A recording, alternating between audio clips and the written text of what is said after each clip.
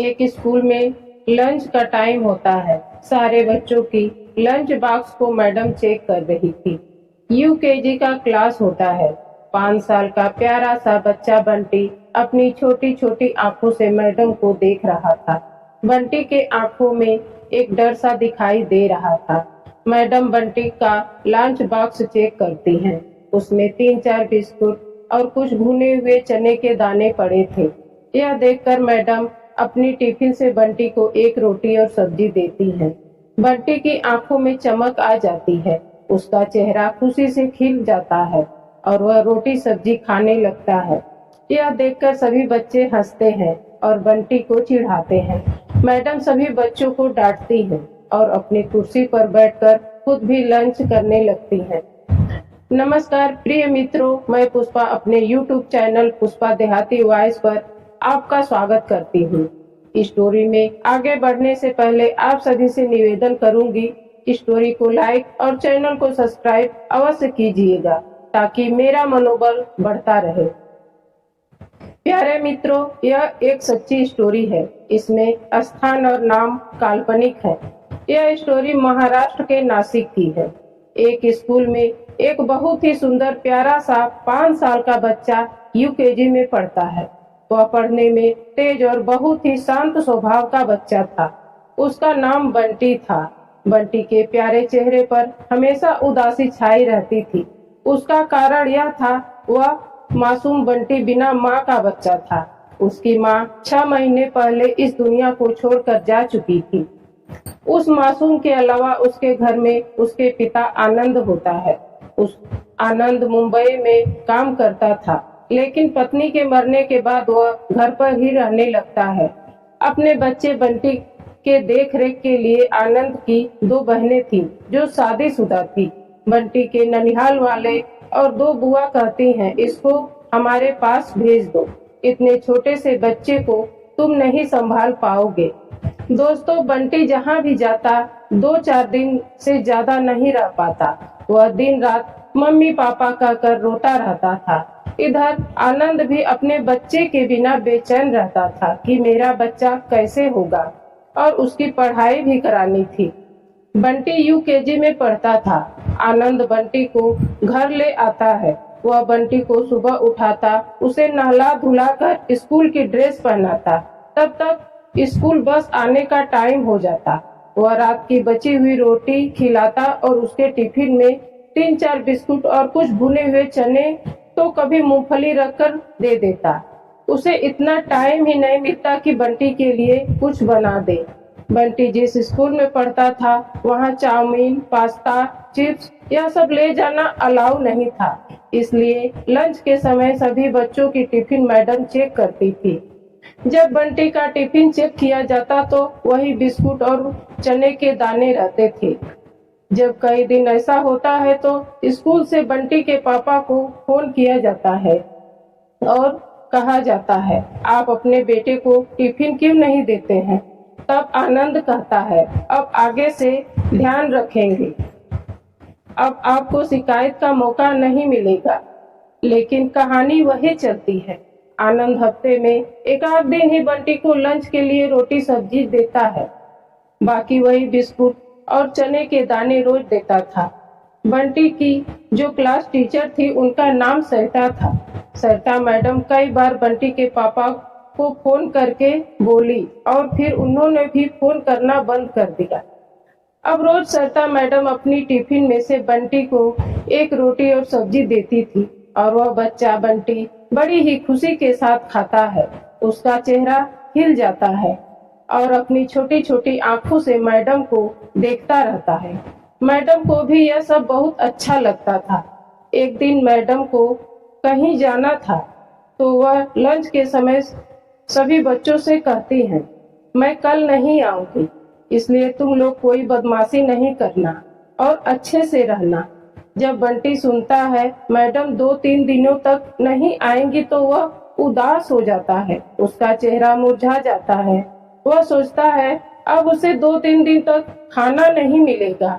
Madam की निगाह बंटी पर पड़ी। उसका उदास चेहरा देखकर मैडम समझ जाती हैं बंटी क्या सोच रहा है। मैडम को किसी जरूरी काम से जाना था, वह चली जाती हैं। दूसरे दिन स्कूल में लंच के लिए छुट्टी होती है। सभी बच्चे जो लाए थे खाने लगते हैं। बंटी वही अपना बिस्कुट खा रहा था, बिल्कुल उदास अपनी नन्ही आंखों से इधर उधर देख रहा था, जैसे उसकी आंखें सरिता मैडम को ढूंढ रही थी। तभी एक दूसरी मैडम क्लास में आती हैं और पूछती हैं, बंटी कौन है? सभी बच्चे बंटी को बताते हैं, यही है। मैडम बंटी के पास जाती हैं और उसे रोटी और सब्जी देती हैं। दरअसल सरिता मैडम इस मैडम को लंच देने को बोल कर गई थी। इसी तरह 3-4 दिन तक वह मैडम बंटी को रोटी दे दिया करती थी।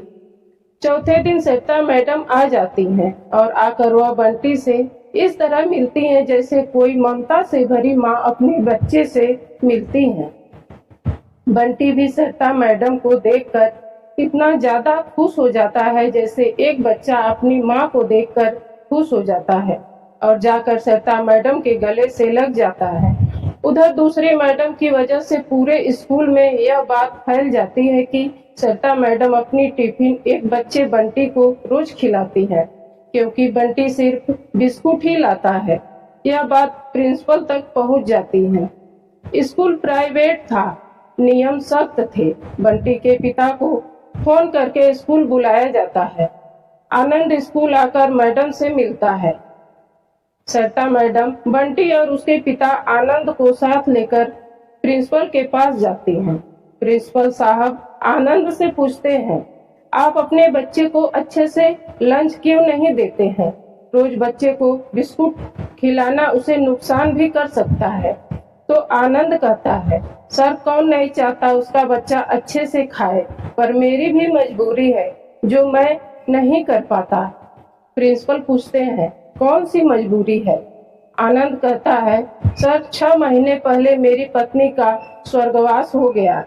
घर पर और कोई नहीं, मैं ही इसे नहला धुला कर तैयार करता हूँ। यह सब करने में स्कूल बस का समय हो जाता है, इसीलिए बिस्कुट चने देकर भेज देता हूँ। प्रिंसिपल सर बोले, यह सब तो हम लोगों को पता ही नहीं था। सभी काफी दुखी होते हैं और कुछ क्षण के लिए वहाँ सन्नाटा हो जाता है। थोड़ी देर बाद सर बोले, कोई बात नहीं, अब से बंटी के लंच की व्यवस्था स्कूल की तरफ से कर दी जाएगी। तभी सरिता मैडम बोली, सर परेशान होने की जरूरत नहीं है, मैं जैसे रोज बंटी को खिलाती हूँ वैसे ही खिला दिया करूँगी। उसके बाद कुछ दिनों तक ऐसा ही चलता रहा, लेकिन बंटी बिस्कुट रोज लेकर आता था। तो मैडम सरिता ने आनंद को एक दिन फोन करके कहा, आप बंटी को बिस्कुट और चने मत दिया करिए, मैं इसे अच्छे से लंच करा देती हूँ। फिर आगे मैडम ने बंटी के पापा से पूछा, आप क्या करते हैं? आनंद बोला, मैडम मैं मुंबई में काम करता था और अच्छा पैसा कमा लेता था, पर जब 6 महीने पहले पत्नी मर गई तो मैं यहाँ आ गया। उसके बाद जा ही नहीं पाया।